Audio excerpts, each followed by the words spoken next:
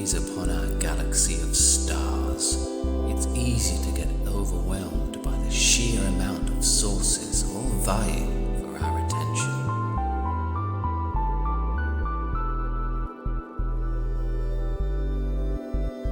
If we focus on an individual star, we forfeit the unifying effect of the whole star field. And if engaged for too long with one solitary luminary, it may sustain its dizzying prominence well after we close our eyes.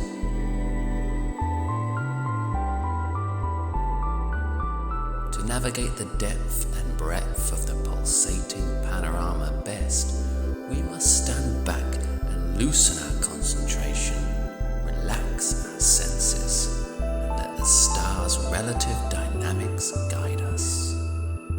Just as our ancient mariner ancestors did, let's connect the dots presented and hyperlink from star to star to star as they direct us. Fucking hell. Where did you go there? I don't know. I don't think I'm back yet though. So just bear with. Just to clear up what we're doing here. We're trying to track and illustrate some of the many pop constellations out there, aren't we? Yeah, that's what I hear. I mean, you know, you haven't told me too much, Tom, so I'm really looking forward to finding out what you got up your sleeves. Well, the pop constellations are made of our superstars, and our star vehicle, our mode of transport from star to star, is the vocal duet. How are we going to do this? How do you know? Do you have like this massive like database in your head of all duets or something? We're going to use the template of the 6 degrees of separation, or the 6 handshake rule. The idea that you can connect anyone socially, whereas friend of a friend of a friend within 6 links. Uh-huh. But our social links must be a vocal duet. Okay. I'm game. I'm all for it. Great. But just quickly, I just wondered, like, I'm just a bit baffled with your motivation here.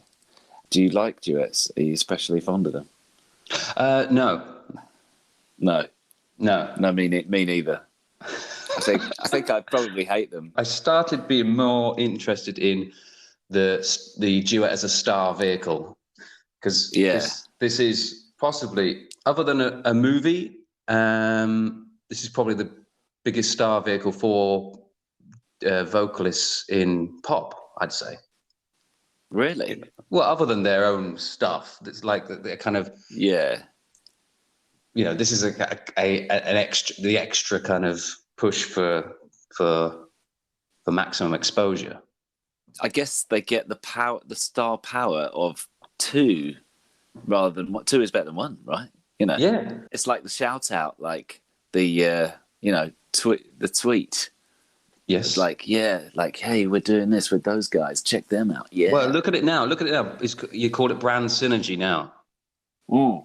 And you get it happening in fashion. You get it happening with technology, where like you just have 2 companies smashed together and they bring something out together.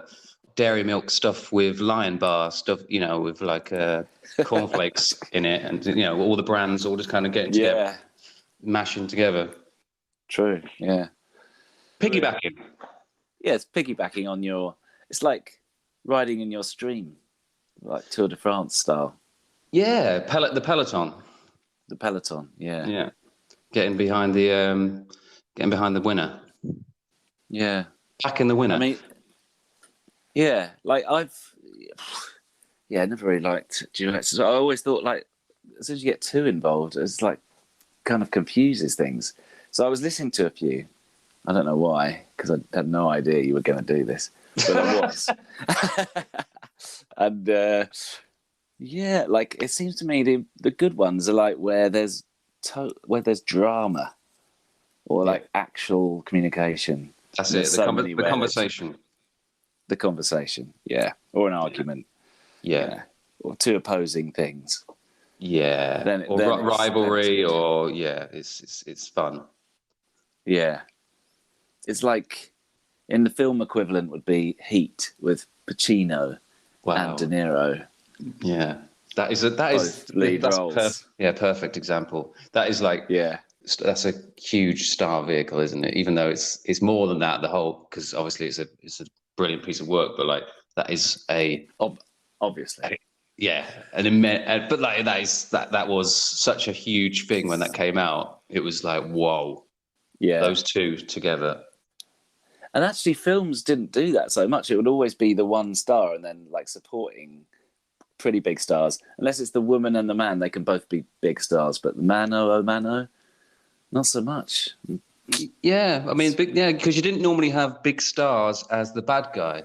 You'd normally you'd have the good against bad, but you wouldn't really have. Well, I suppose you would in like horror films and stuff.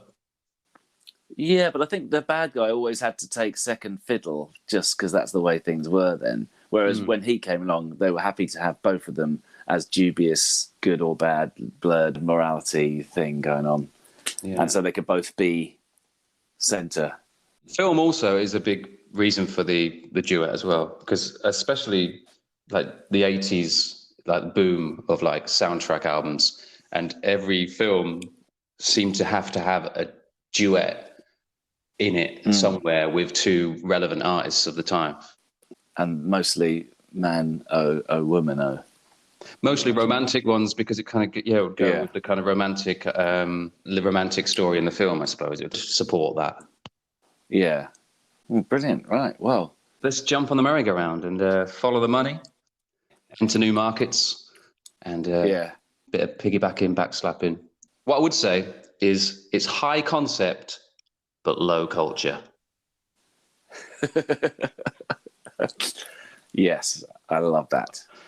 Let's go with number one. Man, that's pretty. We could do a duet. It's a privilege for me. She's 28. He's 88.